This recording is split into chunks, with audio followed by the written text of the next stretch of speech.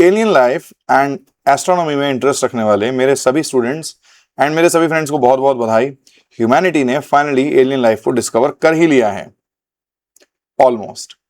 17 जुलाई 2026 को एक रिसर्च का रिजल्ट पब्लिश किया गया है जिसमें कि ये बोला गया है कि 49 लाइट ईयर्स दूर अर्थ से एक प्लैनेट है जिसका नाम है LHS 1140b, जिसके एटमॉस्फेयर में हमने पाया है कि कुछ ऐसी गैसेस हैं जो कि एक बहुत ही स्ट्रॉन्ग इंडिकेशन है कि वहां पर लाइफ पॉसिबल है। अब मेरी इस बात को सुनकर आपके सभी के दिमाग में क्वेश्चन आना चाहिए कि हमने 49 लाइट ईयर्स दूर से उस प्लैनेट का एटमॉस्फेयर स्टडी किया तो किया कैसे। अगर आपके मन में क्वेश्चन आया है जो कि आना चाहिए तो आपको उस क्वेश्चन का आंसर इस चैप्टर के एंड तक मिल जाने वाला है।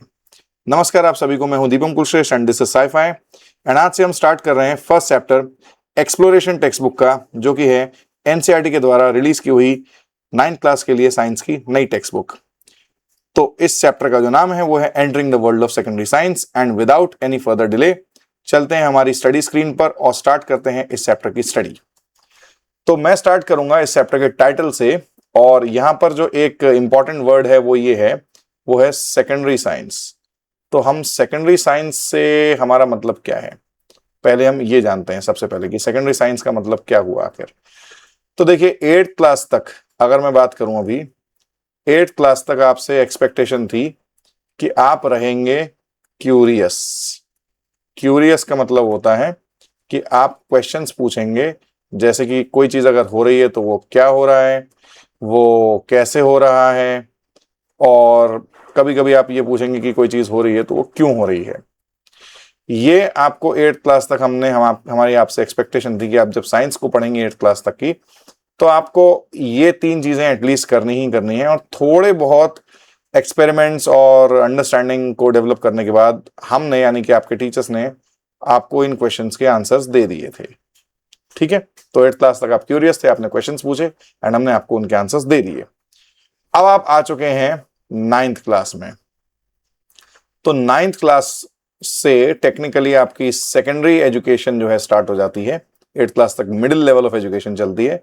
9th क्लास में आप आ चुके हैं और 9th क्लास की साइंस के लिए, साइंस को पढ़ते समय हमारी आपसे एक्सपेक्टेशन है कि आप करें डीप एक्सप्लोरेशन। डीप एक्सप्लोरेशन किस चीज का करेंगे? डीप एक्सप्लोरेशन करें आप इस बात का कि हमें जो ये आंसर्स मिले हैं, हमें ये आंसर्स मिले कैसे हैं। How did we obtain these answers. हमने 8th क्लास तक जो भी चीजें पढ़ी, उनके बारे में जो भी क्वेश्चन करे, उनके हमें आंसर्स मिले। अब उन आंसर्स के बारे में हम चाहते हैं कि आप एक्सप्लोरेशन करिए कि आपको ये आंसर्स मिले कैसे हैं। जब भी कभी आप एक्सप्लोर करेंगे तो आपको सीधे सीधे आंसर मिलेगा कि हमको जो आंसर्स मिलते हैं, हमको किसी भी चीज के जो भी हम क्वेश्चंस करते हैं अपने आसपास की सराउंडिंग्स को देखकर, उन क्वेश्चंस के जो हमको आंसर मिलते हैं वो हमको आंसर मिलते हैं इस एक पर्टिकुलर मेथड से, जिसका नाम है साइंटिफिक मेथड।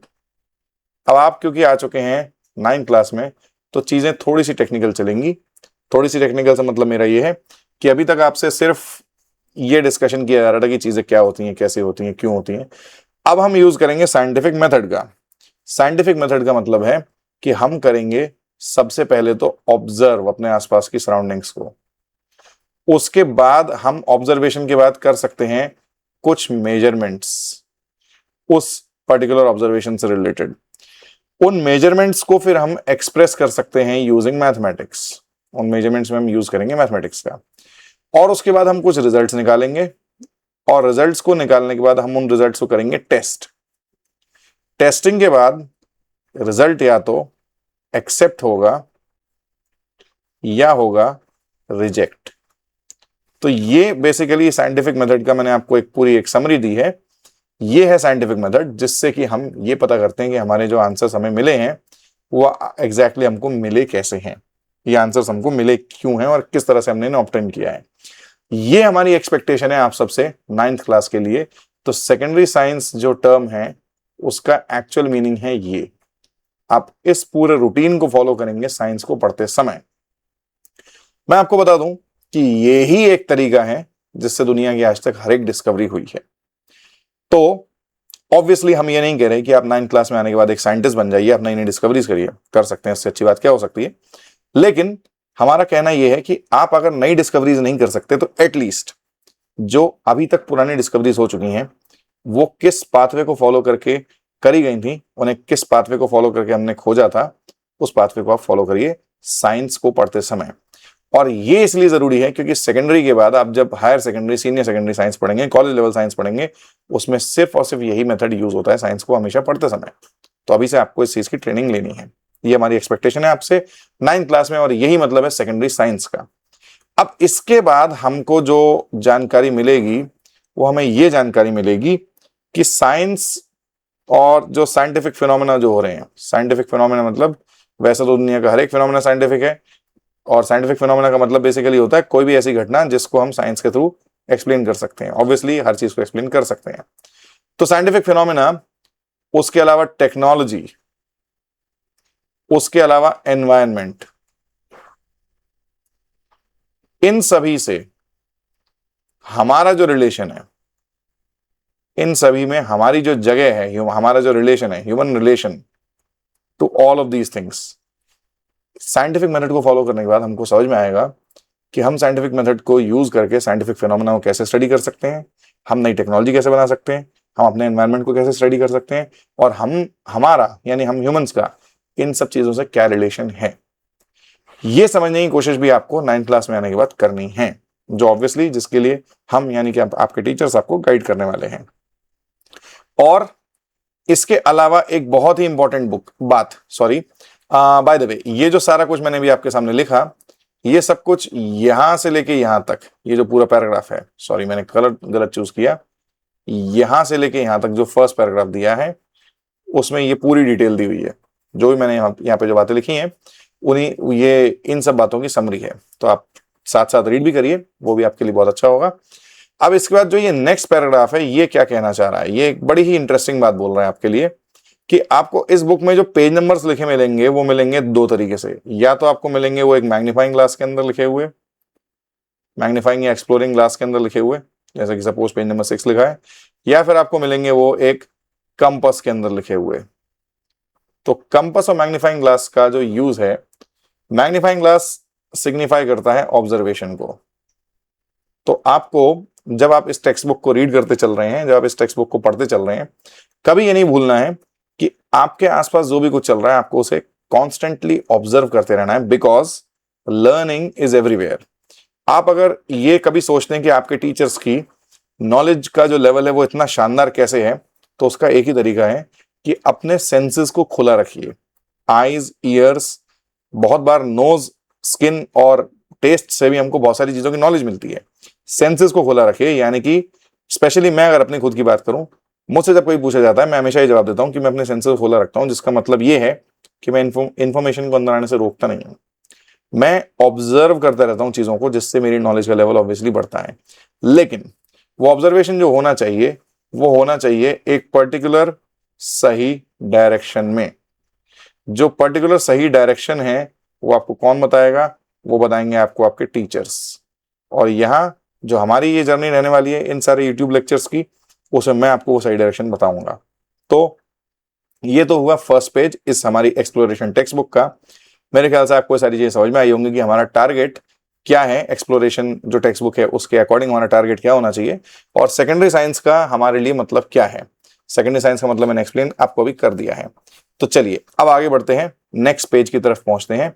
और नेक्स्ट पेज पे आते ही आपको जो यहां पर एक बड़ा ही इंपॉर्टेंट वर्ड, नेचुरल वर्ल्ड, ये देखने को जो मिल रहा है, इस वर्ड का मीनिंग अभी मैं आपको क्लियर करूंगा। What do we mean by natural world? तो भाई सबसे पहले, सबसे जो फर्स्ट ऑफ ऑल सबसे इंपॉर्टेंट बात जो आती है वो ये आती है कि नेचर, नेचर का अर्थ सिर्फ और सिर्फ प्लांट्स एंड एनिमल्स नहीं होता है। Nature does not only mean living things, no, इसका मतलब ये नहीं होता है। नेचर का मतलब होता है एक्चुअली एवरीथिंग, हर एक जो चीज है हमारे आसपास की, वो सब कुछ नेचर में ही आती है। मैं जिस फोन से ये इस वीडियो को रिकॉर्ड कर रहा हूं, जिस कंप्यूटर पे इस वीडियो को रिकॉर्ड कर रहा हूं, जिस पेन से भी इस स्क्रीन पे लिखने की कोशिश कर रहा हूं, जो ये कपड़े मैंने पहने हुए हैं, जो माइक मैंने लगाया हुआ है, जो खाना थोड़ी देर पहले मैंने खाया था, जो एयर आपके आसपास और मेरे आसपास है, मॉइस्चर है एयर में, वो सब कुछ नेचर में आता है। अब आप बोलेंगे सर कंप्यूटर, फोन, पेन, कपड़े, ये तो सब मैनमेड थिंग्स हैं, ये सब नेचर में कैसे आती हैं? नेचर में ऐसे आती हैं क्योंकि इन सबको बनाने के लिए जिस भी मटेरियल का यूज किया गया है वो सब कुछ हमको मिला है नेचर से। और अगर हम नेचर को स्टडी नहीं करेंगे, यानी कि उस सभी मटेरियल को स्टडी नहीं करेंगे, अगर किसी ने सिलिकॉन का स्ट्रक्चर स्टडी नहीं करा होता तो किसी तरीके से कंप्यूटर का इन्वेंशन नहीं हुआ होता। तो मतलब ये कि नेचर को ही हम स्टडी करते हैं। अब एक बात आती है कि हमारा एक बहुत ही इंपॉर्टेंट कंक्लूजन नेचर को स्टडी करने के बाद, ह्यूमैनिटी बहुत सालों से, लगभग 15-20 हजार साल से नेचर को स्टडी कर रही है और हमको ये समझ में आया है नेचर इज कॉम्प्लेक्स। 15-20 हजार साल से मतलब मेरा ये नहीं है कि ऑब्वियसली हमारे एंसेस्टर्स साइंटिस्ट थे, लेकिन मैं उस लेवल के साइंटिस्ट की बात नहीं कर रहा हूं। नेचर को स्टडी करने का मतलब है कि जो प्रिमिटिव केवमैन थे वो भी नेचर को थोड़ा बहुत स्टडी करते ही थे। और फॉर दैट मैटर आगे आगे जब हम कभी पढ़ेंगे मैं प्रूव कर दूंगा कि प्लांट्स एंड एनिमल्स भी नेचर को स्टडी करते हैं। एनीवेज, तो जब हमको समझ में आया कि हमने जब नेचर को स्टडी करा तो हमको समझ में आया कि नेचर इज कॉम्प्लेक्स है नेचर। दूसरा कंक्लूजन हमने जो बनाया है वो ये बनाया कि साइंस जो एक सब्जेक्ट जिसको हम बोलते हैं, अगर मैं आपको बोलूं साइंस को डिफाइन करिए तो आप डिफाइन नहीं कर पाएंगे। अभी मैं आपको एक डेफिनेशन दे देता हूं, science is the study of nature. Science simply study of nature है और कुछ नहीं है। स्टडी ऑफ नेचर, जो भी कुछ है दुनिया में वो सब कुछ साइंस में स्टडी किया जा सकता है। मैं यहाँ पॉलिटिकल साइंस या हिस्ट्री इन सब चीजों की बात नहीं कर रहा हूं। जो कुछ है से मतलब मेरा ये है मैटर, एनर्जी, स्पेस और टाइम, इन सब चीजों की मैं बात कर रहा हूं।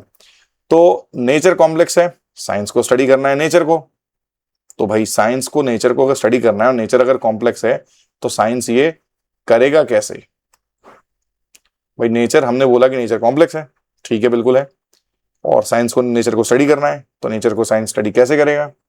अब पहले तो जरा नेचर कॉम्प्लेक्स है इस बात को समझने की कोशिश करते हैं। एक एग्जांपल लेते हैं।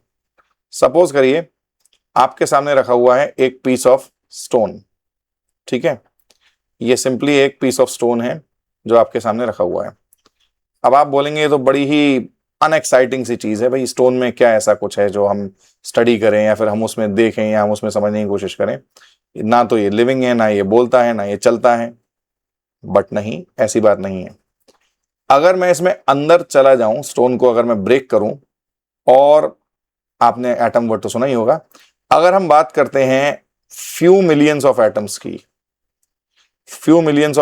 अगर हम बात करते हैं तो उन सभी एटम्स को, ये फ्यू मिलियंस ऑफ एटम्स का अगर हम एक ग्रुप बनाते हैं तो वो जो एक ग्रुप होगा वो जो स्टडी करा जाएगा, उस स्टडी करने के जो डोमेन होंगे हमारे, वो होगा मीजोस्कोपिक डोमेन। इसका मतलब ये है कि हम जब कभी एक ऑब्जेक्ट को ऐसे स्टडी कर रहे हैं जैसे कि वो कुछ मिलियन एटम्स का ग्रुप है, उसको हम बोलते हैं, हम उसे मीजोस्कोपिक डोमेन पे स्टडी कर रहे हैं। स्टोन के ही लेवल पर अगर हम बात करें तो स्टोन अगर पूरे के पूरे पत्थर की हम बात कर रहे हैं तो हम उसे तब बोलेंगे मैक्रोस्कोपिक डोमेन, ठीक है। स्टोन पूरा का पूरा मैं उसको फेंक रहा हूं, वो कैसे जाके किसी चीज पे हिट हो रहा है, कैसे किसी चीज पे टकरा रहा है, कितना फोर्स दे रहा है, उसका मास कितना है, मैं उसको कितनी वेलोसिटी से फेंक सकता हूं, ये सब कुछ, या एयर में वो किस तरीके से रोटेट होते हुए या फिर किस तरीके से ग्लाइड होते हुए जाएगा, ये सब कुछ मैक्रोस्कोपिक डोमेन में आ गया। अगर मैं बोलूं कि नहीं, मुझे उसके फ्यू मिलियंस ऑफ एटम्स को का एक ग्रुप बना के उसको स्टडी करना है, तो मीजोस्कोपिक में आ गया। और अगर मैं बोलूं कि नहीं, मुझे मीजोस्कोपिक भी नहीं, मुझे तो उसके एटॉमिक लेवल पे स्टडी करना है, एटॉमिक एंड सब एटॉमिक लेवल पे मुझे अगर उसके स्टडी करना है, तो मैं बोलूंगा कि मैं उसको माइक्रोस्कोपिक डोमेन में स्टडी कर रहा हूं। अब ऑब्वियसली माइक्रोस्कोपिक का मतलब ये नहीं है कि हम उसको माइक्रोस्कोप से देख सकते हैं, एटम्स और सब एटॉमिक पार्टिकल्स को माइक्रोस्कोप से नहीं देख सकते, लेकिन मतलब बस ये है, माइक्रोस्कोपिक का मतलब ये कि हम उसके पार्टिकल्स के अंदर की बात कर रहे हैं। तो बात यहां ये आती है, मैंने बोला स्टोन है, माइक्रोस्कोपिक डोमेन पे वो पत्थर है, फ्यू मिलियंस ऑफ एटम्स के डोमेन पर वो मीजोस्कोपिक डोमेन है, और अगर उसके पार्टिकल्स के अंदर अगर हम घुस जाएं तो वो माइक्रोस्कोपिक डोमेन है। तो ऑब्वियसली भाई नेचर में स्टोन भी नेचर का पार्ट है, और स्टोन में अगर इतने सारे अलग अलग लेवल्स पे मैं स्टोन को स्टडी कर सकता हूं, भाई मुझे स्टोन को फेंकना है, फेंक के मुझे किसी चीज को हिट करना है, माइक्रोस्कोपिक में आ गया। अगर मुझे देखना है कि उसमें हीट ट्रांसफर कैसे होती है, मैं उसको मीजोस्कोपिक डोमेन पे स्टडी करूंगा। इलेक्ट्रिसिटी वो कैसे पास करता है, मैं उसे मीजोस्कोपिक डोमेन पे स्टडी करूंगा। अगर मुझे देखना है कि मैं उसका पाउडर बना के जब केमिकल रिएक्शन परफॉर्म करता हूं तो वो कैसे बिहेव करेगा, तब मैं उसके माइक्रोस्कोपिक लेवल पे उसको स्टडी करूंगा। तो भाई नेचर तो कॉम्प्लेक्स है। मतलब एक सिंपल सा अनहैपनिंग सा पीस ऑफ स्टोन अपने अंदर इतनी बड़ी दुनिया लिए हुए है, ये जनरली हम नहीं सोच पाते हैं। यही सोचना अब हमको 9th क्लास में स्टार्ट करना है। तो ऑब्वियसली नेचर का मतलब ये, सॉरी मैंने जो एग्जांपल दिया इसका मतलब ये है कि नेचर कॉम्प्लेक्स है। तो अब ये इतना कॉम्प्लेक्स अगर एक स्ट्रक्चर है जो कि एक स्टोन के अंदर भी इतनी कॉम्प्लेक्सिटी है, तो हम उसको स्टडी करते कैसे हैं। हाउ का जो क्वेश्चन है कि हम साइंस नेचर को स्टडी कैसे करती है, उसका आंसर है बाय मेकिंग मॉडल्स। मॉडल से यहां मतलब मेरा जो हम साइंस प्रोजेक्ट के मॉडल्स बनाते हैं वो नहीं है, और मॉडल से ऑब्वियसली मेरा यहां मतलब वो नहीं है जो हमारे एडवर्टीजमेंट्स को परफॉर्म करते हैं जो लोग, वो वाले मॉडल्स की बात नहीं हो रही है। तो साइंटिफिक मॉडल्स की अगर हम बात करें, not science project models, scientific models की अगर हम बात करें तो वो है एक अप्रोक्सीमेशन। अप्रोक्सीमेशन किसका, जो भी जिस भी चीज का हमने मॉडल बनाने की कोशिश करी है उस चीज का अप्रोक्सीमेशन है वो एक साइंटिफिक मॉडल। ओके, अब अप्रोक्सीमेशन जब हम लेते हैं तो हम दो चीजें करते हैं। एक तो कुछ चीजों को हम अज्यूम करते हैं कि ठीक है ये चीजें ऐसी होती होंगी इसमें, और ऑब्वियसली वो हमने देखी है इसलिए हम उनको मानकर चलते हैं कि ऐसी होती हैं। और एजम्पशन का देखिए, मैंने बोला हम जानते हैं, हमने देखी हैं ऐसी होती हैं इसलिए हम उनको मानकर चलते हैं ऐसी होती हैं, का मतलब मेरा ये है कि हम हर बार के लिए उन चीजों को ट्रू मान लेंगे कि हर बार जो ये हम चीज स्टडी कर रहे हैं इसमें हर बार जब हम कभी इसको स्टडी करेंगे तो ये चीजें हमारी ऐसी की ऐसी ही रहने वाली है, इनको हम बोलेंगे एजम्पशंस। और दूसरा जो हम करते हैं कुछ चीजों को इग्नोर। इग्नोर वर्ड थोड़ा सा मुझे साइंटिफिक नहीं लगता है, तो इसके बजाय मैं यूज करूंगा दूसरा वर्ड, फोकस। हम कुछ चीजों को साइड में रख के कुछ और दूसरी चीजों पर फोकस करते हैं। तो पूरी कहानी क्या है, नेचर, सब कुछ जो हमारे आसपास है वो नेचर है, उसको स्टडी करना साइंस का काम है। नेचर कॉम्प्लेक्स है, तो कॉम्प्लेक्सिटी को सिंपल करने के लिए हम यूज करते हैं किस चीज का, हम यूज करते हैं मॉडल्स का। कौन से मॉडल्स, साइंटिफिक मॉडल्स का। हम साइंटिफिक मॉडल्स का यूज करते हैं किसी भी चीज को स्टडी करने के लिए। अब इसका एक बहुत ही सुंदर एग्जांपल उन्होंने यहां पर दिया हुआ है, क्रिकेट शॉट। उसके पहले भी उन्होंने कुछ बातें लिखी हुई हैं, जरा उनको पढ़ के देख लेते हैं। For example, when studying the motion of a falling object, air resistance may be neglected to understand the basic effect of gravity. कोई अगर चीज गिर रही है उस पर एयर का ऊपर नीचे से ऊपर रेजिस्टेंस कैसे लग रहा है, आप उसको फॉर द टाइमिंग इग्नोर कर सकते हैं अगर आप सिर्फ ग्रेविटी की स्टडी कर रहे हैं तो। या in biology, when studying how the heart pumps blood, many individual cells are ignored so that the organ can be understood as a functioning system। जब बायोलॉजी में आप एक पूरे के पूरे हार्ट को स्टडी कर रहे हैं तो उस हार्ट के इंडिविजुअल सेल्स क्या कर रहे हैं, आप इन चीजों को ध्यान देने की कोशिश इन पे नहीं करते हैं। आप कोशिश ये करते हैं कि वो पूरा पूरा हार्ट कैसे पंपिंग कर रहा है। 10th क्लास में पूरा हार्ट का स्ट्रक्चर पढ़ेंगे।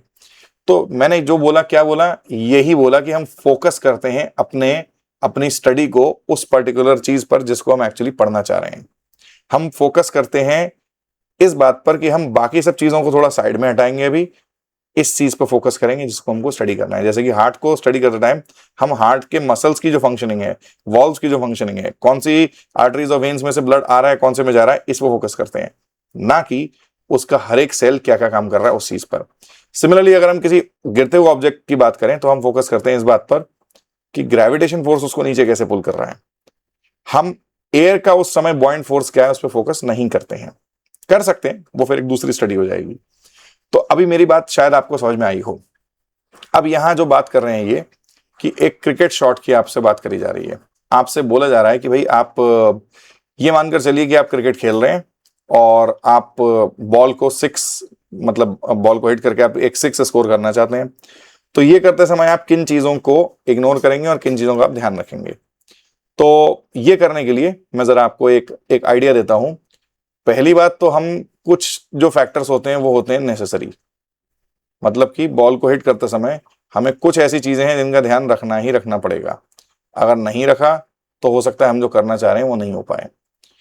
दूसरे कुछ ऐसे फैक्टर्स होते हैं जो यूजफुल तो हैं बट हमको उनको उस समय तुरंत ही फोकस करने की हमें उनके ऊपर जरूरत नहीं है। Useful but can be ignored, can be put aside. मतलब जब हम क्रिकेट में बॉल से क्रिकेट खेल रहे हैं, क्रिकेट बैट और बॉल से क्रिकेट खेल रहे हैं, तब जरूरी नहीं है कि हम इन चीजों पर फोकस करें, हम उन फैक्टर्स पर फोकस करें। और तीसरे जो फैक्टर्स होते हैं वो होते हैं यूजलेस, जिनको हमको पूरी तरह से इग्नोर कर देना है। कौन से फैक्टर्स हैं तीसरे? यूजलेस। यूजलेस मतलब कि भाई जिनकी कोई जरूरत हमको नहीं है। तो अब बात यहां ये आती है कि जब कभी ऐसा क्वेश्चन आपके सामने आए कि भाई एक एक काम आप कर रहे हैं, उस काम को करते समय उस काम को सक्सेसफुली करने के लिए आप कौन सी चीजों को इग्नोर करेंगे और कौन सी चीजों पर फोकस करेंगे। ऑब्वियसली उनको, जो भी चीज जिन चीजों पे भी आपको फोकस करना है, जो भी फैक्टर्स हैं, उनको आप इन 3 कैटेगरीज में रख सकते हैं। और क्रिकेट खेलते समय जब हमको बॉल को 6 पे हिट करना है तो नेसेसरी फैक्टर्स हैं बॉल का मास, जो फोर्स है उसको जिससे हिट किया गया है वो, उसके अलावा बॉल कितनी वेलोसिटी से आ रही थी वो, एटसेट्रा। इन सब चीजों पे आपको ध्यान देना है। दूसरी चीज, यूजफुल फैक्टर्स हो गए विंड स्पीड। भाई हवा की जो स्पीड है वो, विंड स्पीड, हवा की स्पीड कितनी है और उसका डायरेक्शन किस तरफ है। भाई सीधी सी बात है, विंड का जो डायरेक्शन है वो आपकी बॉल कहां तक पहुंचेगी इस बात को इफेक्ट करेगा। फिर ग्रास टेक्सचर, ग्रास का जो टेक्सचर है, हमें इस चीज पे भी थोड़ा सा फोकस करना पड़ेगा, क्योंकि बाई चांस अगर 6 तक नहीं पहुंचा तो एटलीस्ट 4 तक तो पहुंच ही जाए। अगर ग्रास बहुत रफ है तो हो सकता है बॉल 4 तक भी ना पहुंचे।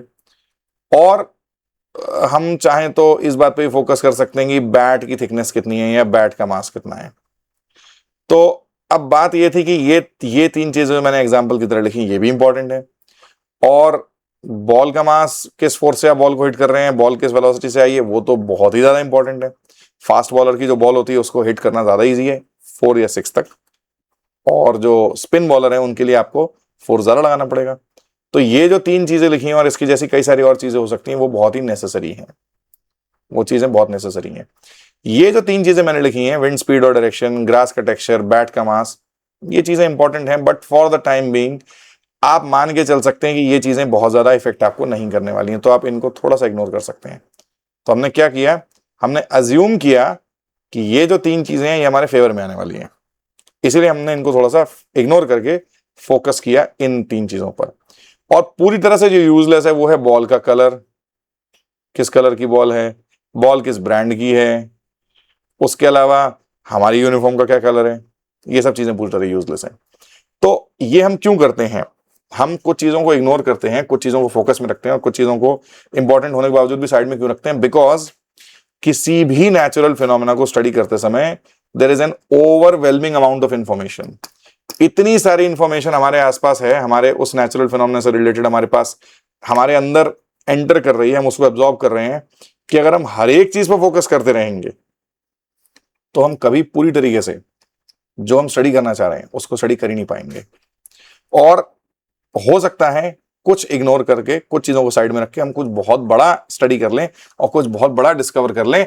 जैसे कि हमारे जो ये एक साइंटिस्ट का नाम यहां पर दिया हुआ है, आई एम वेरी प्राउड कि ये एक बहुत इंपॉर्टेंट इंडियन साइंटिस्ट थे, मेघनाथ साहा। इन्होंने डिस्कवर किया था कुछ बहुत ही इंपॉर्टेंट, और वो जो उन्होंने डिस्कवर किया था वो ये था कि जो एक स्टार जो है, उस स्टार में जो गैस है वो गैस कौन सी है, और उसके अलावा वो जो स्टार है उसका टेम्परेचर कितना है, ये इन्होंने डिस्कवर करके हमारे सामने रखा था। और इसको स्टडी करने से हुआ क्या, इसको स्टडी करने से ये हो गया कि उस स्टार का जो कलर है वो कलर वैसा क्यों है, ये हमें समझ में आ गया। तो जरा इसको पढ़कर देख लीजिए, science often begins bye ignoring details. देखिए कितनी इंपॉर्टेंट बात लिखी है। When physicist Meghnad Saha studied the light from stars, he did not try to model every atom, every reaction or every movement inside a star. हर एक जो atom क्या कर रहा है इसकी हमको जानने की जरूरत नहीं थी उस स्टार को स्टडी करते समय। Instead he treated the matter in the star as a hot gas. उन्होंने सीधे बोला कि भाई हम तो एक काम करते हैं, जो स्टार है पूरा का पूरा, उसके अंदर जितना भी मैटर है उसको हम एक हॉट गैस मान लेते हैं, बाकी सब चीजों को भी साइड में रखो। Ignored many complex processes and focused only on temperature, pressure and how atoms form ions. तो उन्होंने किस चीज पे ध्यान रखा कि जो स्टार के अंदर जो मैटर है उसमें आयंस कैसे बन रहे हैं, बस इस बात पर। उसके अलावा उसका जो हॉट गैस की तरह जो हम मान रहे हैं स्टार के मैटर को, उसका टेम्परेचर कितना हो सकता है, और उस स्टार के अंदर जो प्रेशर कंडीशन है वो क्या है। ठीक है ना, मैंने क्या बोला था, कुछ चीजें इग्नोर होंगी तो कुछ चीजें कुछ दूसरी चीजों को फोकस भी किया जाएगा। This simplification allowed him to explain how the colour of stars is deeply connected to their temperature.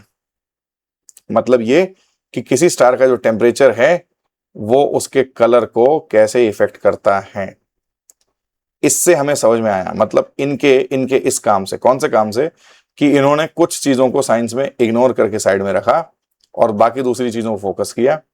उससे हमें समझ में आया कि स्टार का जो कलर है और उसका जो टेम्परेचर है उनके बीच में क्या रिलेशन है।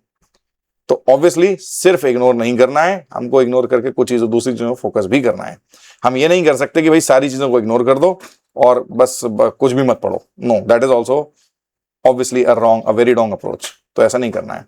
तो चलिए, अब आपको बोला गया है कि आप खुद एक एक्सरसाइज करिए, खुद एक मॉडल बनाइए किस चीज का, जो आप साइकिल से, बाइसिकल से अगर आप कभी घर जा रहे हैं स्कूल से, तो उस पूरी प्रोसेस का आप एक मॉडल बनाइए और उसमें आपको ये बताना पड़ेगा कि आप जो कौन सी डिटेल्स हैं उनको आप रखेंगे, कौन सी डिटेल्स को आप इग्नोर करेंगे, और कुछ डिटेल्स जिनको आप इग्नोर कर रहे हैं वो यूजफुल हो सकती हैं। ये कौन सी डिटेल्स होंगी, ऐसी कौन सी डिटेल्स होंगी, इनकी भी आपको बात करनी है। तो ये जो एग्जाम्पल है इसको थोड़ा सा मैंने सॉल्व करके रखा हुआ है, तो मैं थोड़ा सा आपको बता देता हूं कि फर्स्ट ऑफ ऑल ये जो मॉडलिंग एक्सरसाइज इसका आंसर मैं ऊपर लिख रहा हूं, जो टू नॉट यूज जो हैं, जिनको हमको यूज करने की जरूरत नहीं है, वो जो डिटेल्स हैं वो हमारे लिए है साइकिल का ब्रांड, कौन से ब्रांड की साइकिल है, कौन से कलर की साइकिल है। इन सब चीजों से हमारी राइडिंग पर कोई असर नहीं पड़ने वाला। अब आप बोलेंगे सर कुछ ब्रांड्स अच्छी साइकिल बनाते हैं, कुछ ब्रांड्स खराब साइकिल बनाते हैं, तो अगेन हम उसी बात पर आ गए, हम अज्यूम करके चल रहे हैं कि सारी की सारी ब्रांड्स एक जैसे साइकिल्स बनाती हैं। ठीक है ना। तो आपको जो मॉडल करना है, मॉडल बनाना है किस चीज का, कि वो कितना टाइम आपको लगेगा घर पहुंचने में। Model how much time it takes for you to go from home to school.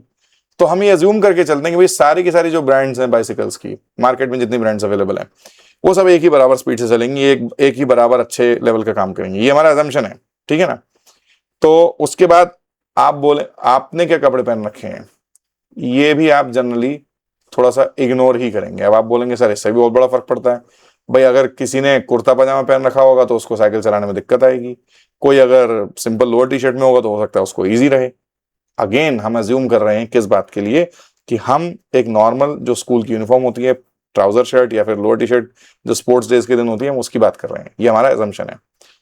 इसके बाद जो चीजें हमको यूज करनी है वो क्या यूज करनी है, जो नेसेसरी है यूज करने के लिए, जिनको आप इग्नोर नहीं कर सकते। जो फोर्स आप पैडल पर लगा रहे हैं वो, इसके बिना काम नहीं चलने वाला। उसके अलावा आपकी बाइसिकल का और आपका टोटल मास जो है, दोनों का मास ऐड करके कितना आएगा। अगर आप और आपकी बाइसिकल दोनों बहुत भारी हैं तो ऑब्वियसली आपको टाइम ज्यादा लग सकता है, आपको वेलोसिटी कम मिलेगी।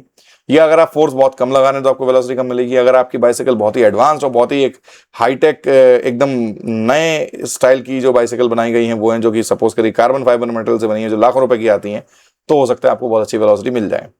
और अगर आप फोर्स बहुत अच्छा लगा रहे हैं साइकिल में तो सीधी सी बात है भाई, आपकी वेलोसिटी बढ़ेगी। उसके अलावा जो आपका पावर आउटपुट है, पावर आउटपुट मतलब आपके पास जो अंदर आपकी बॉडी के अंदर जो एनर्जी है उसको आप कितनी एफिशिएंटली कन्वर्ट कर पा रहे हैं काइनेटिक एनर्जी ऑफ बाइसिकल में। इसके बाद जो चीजें हमको इग्नोर करनी है, इग्नोर मतलब हम ये मानकर चल रहे हैं कि भाई ये चीजें इंपॉर्टेंट तो हैं लेकिन हम for the time being in पर ध्यान नहीं देंगे। उनमें से सबसे पहली बात आती है, जो आती है फ्रिक्शन। फ्रिक्शन किस चीज का, टायर और जो ग्राउंड है उसके बीच का फ्रिक्शन। उसके अलावा हम विंड स्पीड, अगर हमें सामने से हवा लग रही है तो हो सकता है हम बहुत अच्छे से साइकिल को आगे नहीं बढ़ा पाए। और उसके अलावा जो एग्जैक्ट मॉडल या टायर का जो साइज है, जो साइकिल के टायर का जो साइज है उसको हम इग्नोर कर रहे हैं, despite these information being useful, हम इन चीजों को इग्नोर कर रहे हैं। या उसके अलावा अगर हम बात करें कि जो सीट की जो कंडीशन है, अगर सीट अच्छे से प्रॉपर है तो आप साइकिल को ढंग से चला पाएंगे। अगर सीट ठीक से प्रॉपर नहीं है तो हो सकता है आप साइकिल को ठीक से नहीं चला पाएं। बट ये जो सारी इंफॉर्मेशन है हम इनको इग्नोर कर रहे हैं हाल फिलहाल के लिए। तो इस तरीके से हमारा एक मॉडल रेडी होगा और इस तरीके से हमारे पास एक सेट ऑफ कुछ वेरिएबल्स आएंगे, set of pieces of information रहेंगे जिनका यूज करके हम अपने मॉडल को, हम अपनी बात को, हम अपनी स्टडी को आगे बढ़ा सकते हैं। और जैसा मैंने बोला, ओवरवेलमिंग इंफॉर्मेशन, इतनी सारी इंफॉर्मेशन है सिंपली एक साइकिल को राइड करते समय कि अगर आप सारी चीजें कंसिडर करते रह जाएंगे तो आप कभी भी आंसर तक पहुंचेंगे नहीं, या आप कभी भी एक ऐसी चीज तक नहीं पहुंचेंगे जो आपको बहुत ज्यादा हेल्प कर पाए। इसीलिए थोड़ी सी इग्नोरेंस जरूरी है। तो अब बात क्या आती है, हमने इग्नोर करके हमने कुछ ऐसी चीजें निकाल ली जो हमारे लिए यूजफुल हैं। हमने कौन सी चीजें निकाल ली जो हमारे लिए यूजफुल है? हमारे लिए यूजफुल है जो फोर्स हम अप्लाई कर रहे हैं वो, जो मास है हमारा और टोटल बाइसाइकिल का, हमारा खुद का पावर आउटपुट। ठीक है। और सपोज करिए, चलिए ठीक है, अगर आपका मन नहीं मान रहा तो आप ये टायर का जो साइज है इसको भी इस लिस्ट में डाल दीजिए यहां से उठा के। ठीक है, जिसको इग्नोर नहीं किया जाना है। तो अब ये जो चार फैक्टर्स हैं, फोर्स जो अप्लाई करा जा रहा है वो, ऑब्वियसली मैं यहां मतलब किसी और फोर्स की बात नहीं कर रहा हूं, जो फोर्स अप्लाई हम कर रहे हैं उसकी बात कर रहा हूं। दूसरा मास, तीसरा पावर आउटपुट, और चौथा जो है टायर साइज। हम इन चार वेरिएबल्स को, इन चार चीजों को, इन चार फैक्टर्स को लेकर चल रहे हैं। वेरिएबल मैंने क्यों बोला? क्योंकि ये चीजें वेरी कर सकती हैं, कांस्टेंट नहीं है, फिक्स नहीं है। हमने इन सब चीजों को, बाकी जो सारी चीज थी टू नॉट यूज और टू इग्नोर वाली चीजों को हमने कांस्टेंट मान लिया, हम इनको साइड में रख देते हैं, अभी हमें इन पे ध्यान देने की जरूरत नहीं है। इन चार चीजों को हमने माना कि ये वेरिएबल्स हैं। वेरिएबल्स मतलब ये कि इन पर डिपेंड करेगा, इनको कम ज्यादा करने से डिपेंड करेगा कि बाइसाइकिल की स्पीड कितनी होने वाली है और हमें टाइम कितना लगने वाला है अपने घर तक पहुंचने में। ठीक है, तो जरा ध्यान रखिएगा इन सभी चीजों को। और मैं अब थोड़ा इसको रब कर दूं। मैंने क्या बोला? कौन सी चार चीजें? अप्लाइड फोर्स, जो हम फोर्स अप्लाई कर रहे हैं जो हमारे पैडल हैं उसके ऊपर। दूसरा है हमारा टोटल मास, जो mass of bicycle plus rider. उसके अलावा हमने बोला पावर आउटपुट। और तीसरा हमने बोला, सॉरी लास्ट हमने बोला, चौथा, कि हमारे टायर का साइज जो है वो क्या है।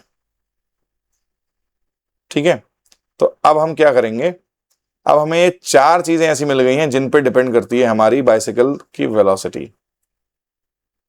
ठीक है ना, बाइसाइकिल की जो वेलोसिटी है जो हमको मिलेगी, जिस पे डिपेंड करेगा टाइम हमें कितना लग रहा है घर तक पहुंचने में। अब इसके बाद क्या करेंगे? इसके बाद हम इस्तेमाल करेंगे एक बहुत ही एक्सट्रीमली एक्सट्रीमली पावरफुल लैंग्वेज का। क्या बोला मैंने? लैंग्वेज। बहुत ही एक्सट्रीमली पावरफुल लैंग्वेज का हम यूज करेंगे, जिसका नाम है मैथमेटिक्स। अब आप बोलेंगे सर ये आप क्या बोल गए, ये तो हम मान ही नहीं सकते, मैथमेटिक्स लैंग्वेज कैसे हो सकती है? अभी प्रूव हो जाएगा। हमारे पास ये चार फैक्टर्स हैं, ये चार चीजें हैं जो कि बाइसाइकिल की वेलोसिटी पे इफेक्ट कर रहे हैं, जिससे कि टाइम टेकन अफेक्ट हो रहा है। तो हम एक काम करते हैं, हम इन चारों, हम ये 1 2 3 4 5 6, टाइम को हम लिखते हैं टी, वेलोसिटी को हम लिखते हैं स्मॉल वी, फोर्स अप्लाइड को हम लिखते हैं कैपिटल एफ सपोज करिए, मास जो है टोटल उसको हम लिख रहे हैं स्मॉल एम, जो पावर आउटपुट है उसको हम लिख रहे हैं पी, कैपिटल पी, और टायर का साइज जो है वो ऑब्वियसली टायर के डायमीटर पे डिपेंड करता है, तो हमने उसके लिए ले लिया एक स्मॉल डी ले लीजिए, चलिए ठीक है। ये सारे सिंबल्स हमने बना दिए इन सभी वेरिएबल्स के लिए। वेरिएबल मतलब ये कि इन ये जो मतलब चार जो हमारे ये जो चार चीजें हैं इनको चेंज करके, क्योंकि ये और ये मतलब फोर्स, मास, पावर और टायर का साइज चेंज करके बाइसाइकिल की वेलोसिटी और टाइम टेकन चेंज होगा। तो क्योंकि ये सारी चीजें चेंज हो रही हैं इसीलिए हम इन सब चीजों को मान रहे हैं वेरिएबल्स। तो हमने इन सभी वेरिएबल्स के लिए कुछ हमने सिंबल्स बना दिए। अब आप अगर बोलना चाहें इस बात को, बोलना चाहें इन द सेंस आप अगर इस बात को डिस्क्राइब करें कि सर फोर्स अप्लाइड जो होगा उससे वेलोसिटी जो है वो बढ़ेगी, डायरेक्टली प्रोपोर्शनल। मास जो होगा उससे वेलोसिटी कम होगी, इनडायरेक्टली प्रोपोर्शनल। ऑब्वियसली इससे टाइम कम होगा और ऑब्वियसली इससे टाइम जो है बढ़ेगा। और जो पावर आउटपुट है उससे वेलोसिटी डायरेक्टली प्रोपोर्शनल है, यानी पावर बढ़ाएंगे तो वेलोसिटी बढ़ेगी और उससे टाइम जो है वो कम हो जाएगा। और उसके अलावा जो टायर का साइज है यानी कि डायमीटर जो है हमारा, उससे भी हमारी वेलोसिटी बढ़ेगी। बड़ा टायर होगा तो आप ज्यादा स्पीड से उसको चला पाएंगे। तो अभी एक काम करते हैं, ये टाइम की बात को थोड़ा साइड में रखते हैं, पहले वेलोसिटी की बात करते हैं। तो जो ये जो चार हमारे पास जो रिलेशंस आए, ये हमने बातें बोली हैं, जो हमने बातें बोली हैं उसको मैंने सिंबल्स की फॉर्म में लिख दिया है केवल, ठीक है। तो ये जो चार रिलेशंस हमारे पास आए हैं, इनको अगर हम एक सिंगल रिलेशन में कन्वर्ट करें तो वो हमें मिलेगा velocity is directly proportional to, या हाँ, velocity is directly proportional to applied force inversely proportional to the mass, directly proportional to the power output and directly proportional to the diameter of the tire. अब आपको लग रहा होगा sir ये तो कुछ मैथमेटिकल सा होता जा रहा है, तो मैंने क्या बोला था, मैथमेटिक्स लैंग्वेज है। किस चीज की लैंग्वेज?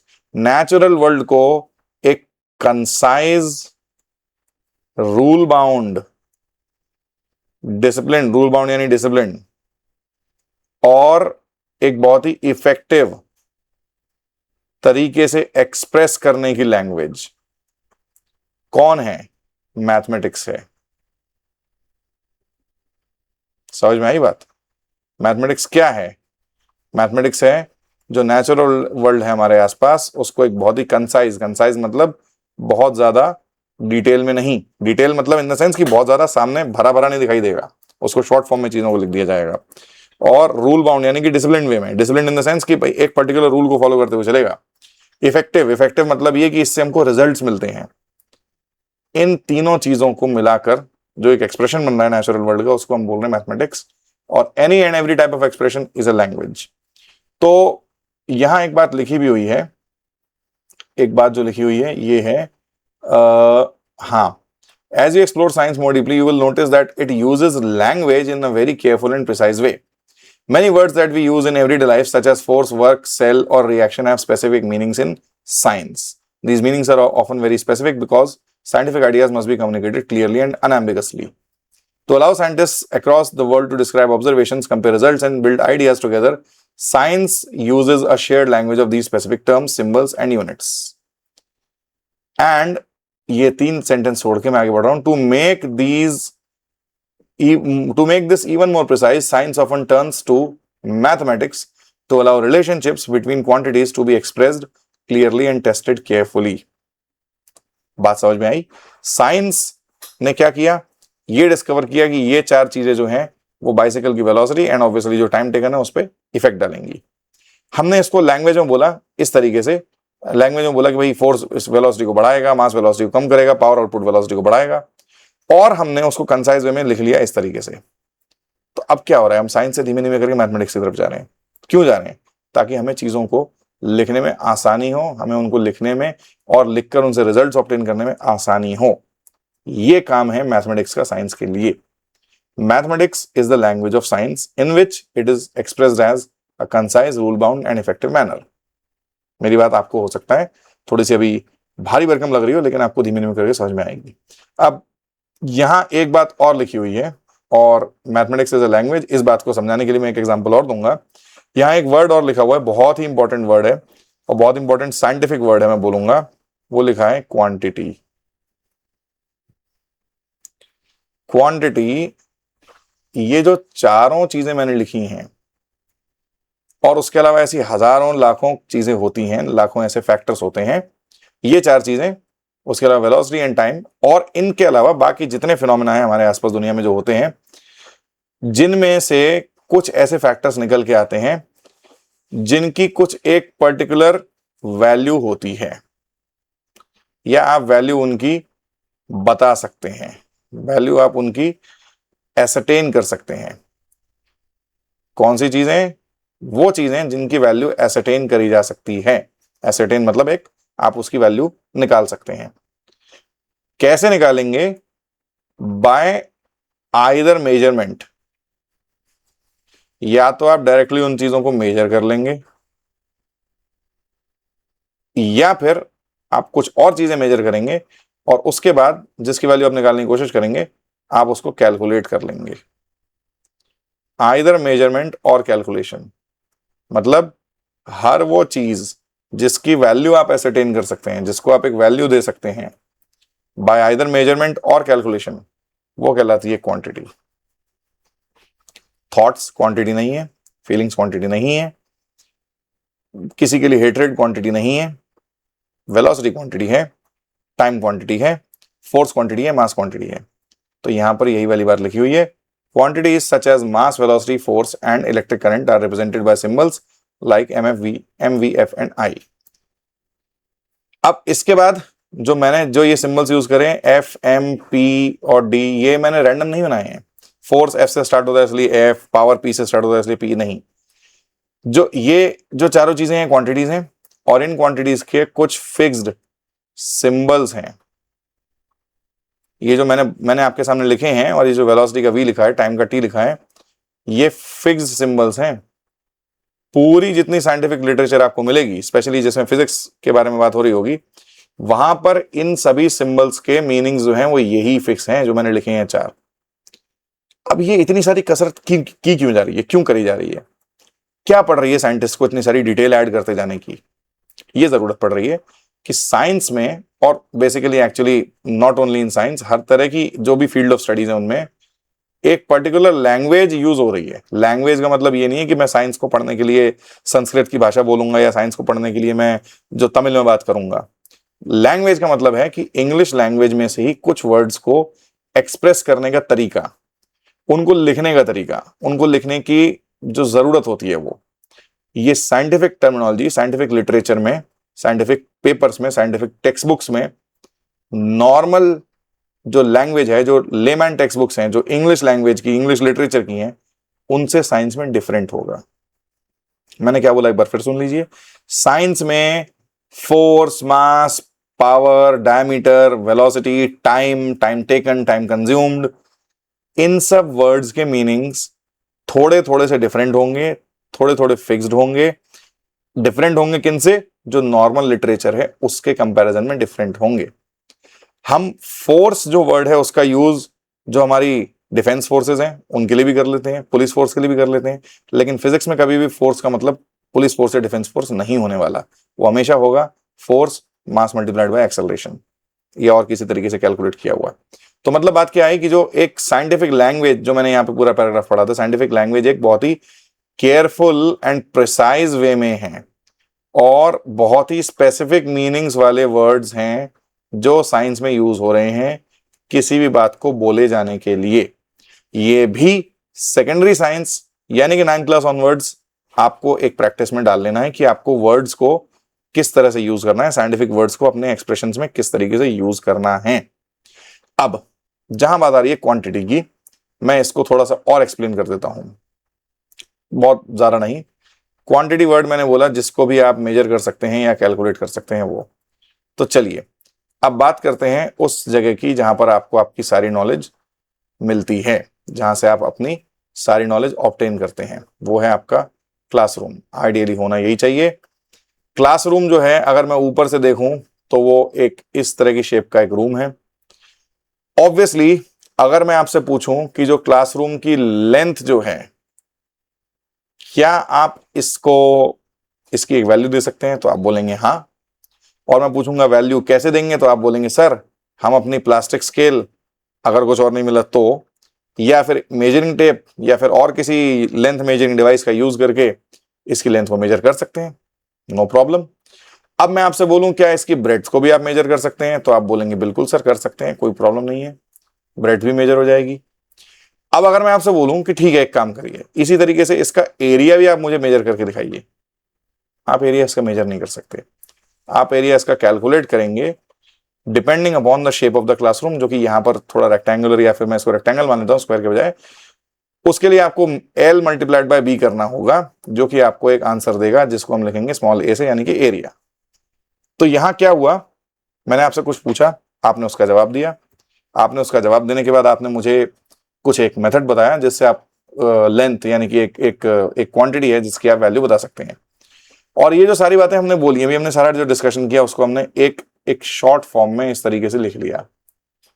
ये अगर आप देख पा रहे हैं तो यहाँ पे इक्वल साइन है, और ये मैथमेटिक्स की लैंग्वेज में कहलाता है इक्वेशन। ऑलराइट, अब जरा एक स्टेप और आगे बढ़ते हैं।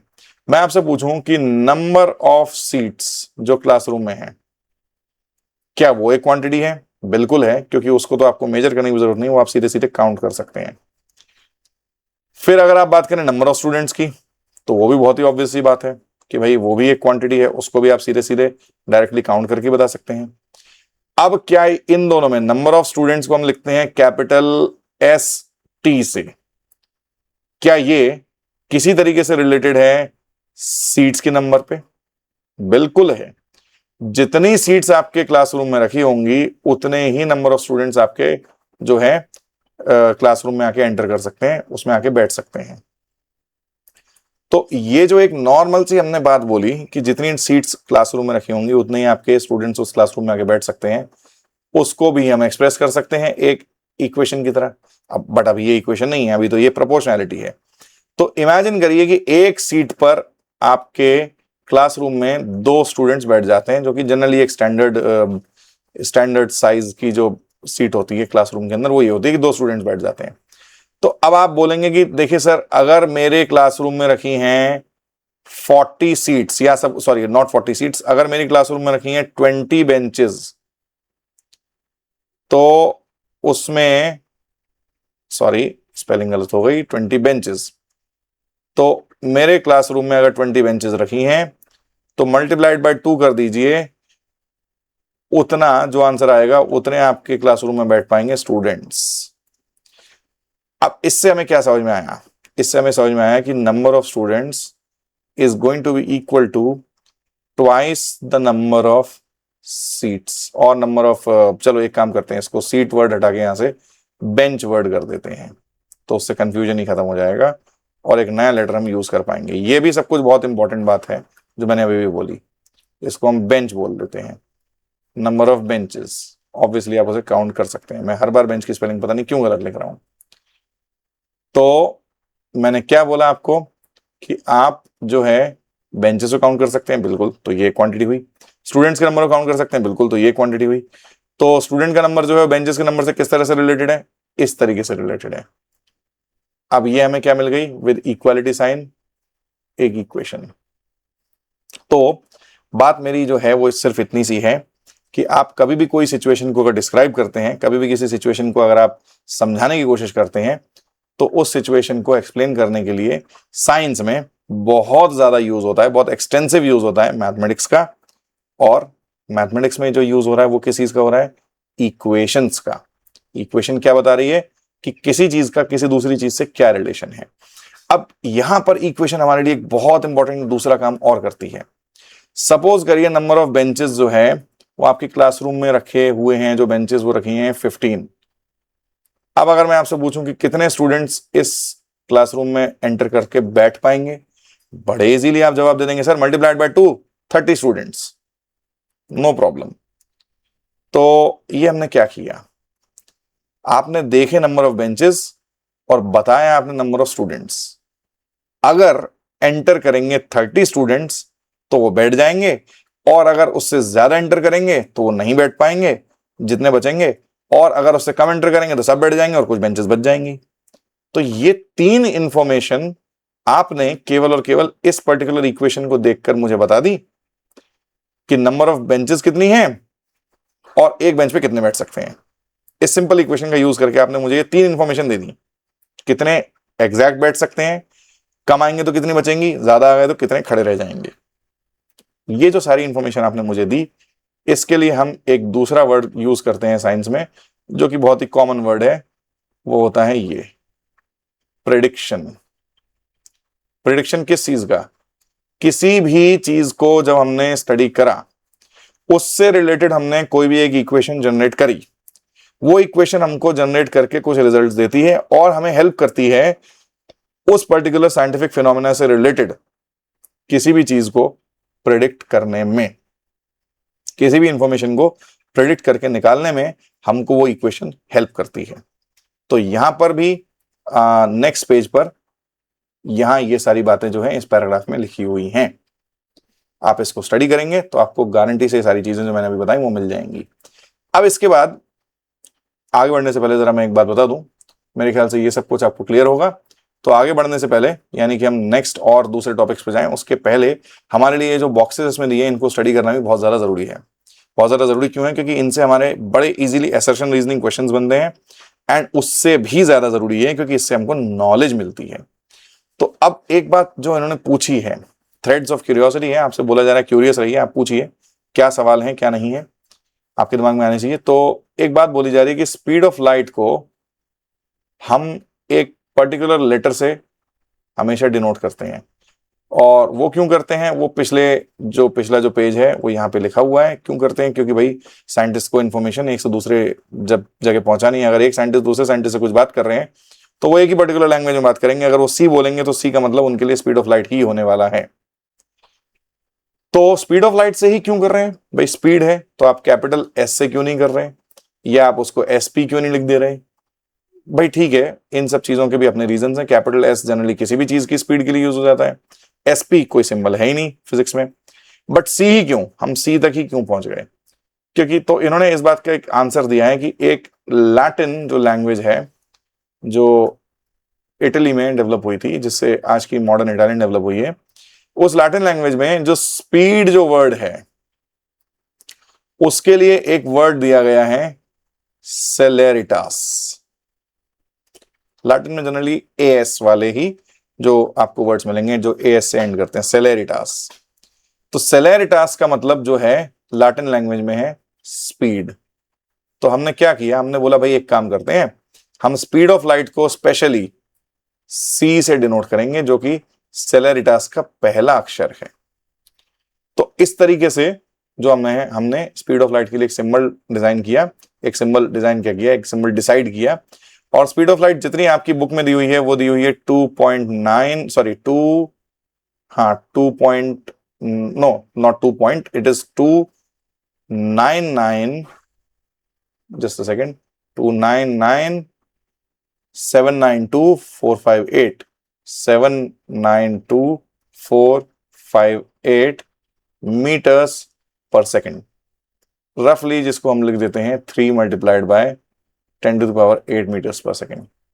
तो ये था ये बॉक्स, थ्रेड्स ऑफ क्यूरियोसिटी वाला पहला बॉक्स, और इसमें ही ये लिखा हुआ है कि स्पीड ऑफ लाइट को सी से क्यों डिनोट कर रहे हैं। अब यहां एक एडिशनल पीस ऑफ इंफॉर्मेशन मैं आपको दे दूं। संस्कृत में चलने के लिए जो धातु होती है वो होती है चल धातु। धातु का मतलब जो संस्कृत पढ़ने वाले बच्चे उनको पता होगा, धातु रूप होते हैं, कोई भी क्रियापद इनसे बनते हैं। तो चल धातु आपको बोल रही है टू मूव, और हिंदी में भी हम चलो, चलना है, चलेंगे, ये वाले वर्ड्स यूज करते हैं, तो वो चल धातु से आते हैं, चलती चलाता चलंती, और चर से भी आते हैं, चरती चराता चलंती। तो चल धातु, और यहां पे भी आपको सेल, सी जो लेटर है वो बहुत बार च की तरह प्रोनाउंस किया जाता है। इंडिया में जनरली कम, यूरोप में कई बार होता है ऐसा। जैसे कि अगर आप ये पढ़ेंगे, ये जो अगर आप ये पढ़ेंगे CZECH, तो ये एक कंट्री का नाम है जिसको मैं कभी बोलता था ज़ेक रिपब्लिक, मुझे भी नहीं पता था इसका सही प्रोनाउंसिएशन क्या है, लेकिन मुझे एक ज़ेक रिपब्लिक के ही एक इंसान ने बोला कि इसको चेक बोला जाता है, चेक रिपब्लिक। तो यहां उन्होंने मुझे क्लियरली बोला था कि ये जो सी है इसका साउंड च का होता है। तो सेल और चल काफी कुछ मिलते जुलते हैं, तो और उनका मीनिंग भी काफी कुछ मिलता जुलता है। तो मैं बस आपको ये बताना चाह रहा था कि किस तरीके से संस्कृत भी इन सब चीजों से रिलेटेड है। एनीवेज, तो मेरे ख्याल से आज की हमारी ये जो हमने पेज नंबर 3 तक इसमें स्टडी कर लिया। मैंने आपको बताया भी था कि आपको कंपास की तरह दिखाई देंगे कुछ पेज नंबर्स इसमें, तो वो आपको अब दिख रहा है। और लास्ट पेज पे देखें तो अगर आपको दिखेगा यहाँ एक जो मैग्नीफाइंग ग्लास है उसकी तरह से, उसका मैंने मीनिंग आपको एक्सप्लेन कर दिया था। तो अब क्योंकि पेज नंबर 3 तक हम पढ़ चुके हैं और वीडियो की लिमिटेशंस होती है, मैं बहुत ज़्यादा लंबी नहीं करना चाहता इस वीडियो को, तो मेरे ख्याल से इस वीडियो का यहीं हम एंड कर देते हैं, इसको यहीं कंक्लूड करते हैं। तो ये इस चैप्टर की हुई पहली वीडियो। सेकंड पार्ट भी ऑब्वियसली आपको इस चैप्टर का मिलेगा ही मिलेगा, मैं जल्दी से जल्दी उसको रिलीज भी करूंगा। तो तब तक के लिए प्लीज इस वीडियो को देखिए, जितने लोगों तक हो सकता है आप पहुंचाइए। जिनको भी इस वीडियो को देखने में इंटरेस्ट आएगा, आपके जो बाकी स्टूडेंट्स हैं उन सभी को भेजिए। चैनल को सब्सक्राइब करिए, कमेंट्स करिए। अगर आपको कोई चीज़ नहीं पूछनी है, अगर आप मेरी जो मैंने आपको पढ़ाया आपको अच्छा लगा, उस बारे में आपको अगर कुछ कहना है तो आप उसको कमेंट्स में बताइए। कोई क्वेश्चंस पूछने कमेंट में बताइए। वीडियो को लाइक करिए, सब्सक्राइब करिए और ज़्यादा से ज़्यादा शेयर करिए। नमस्कार आप सभी को। ये था फर्स्ट चैप्टर का फर्स्ट वीडियो। Thank you.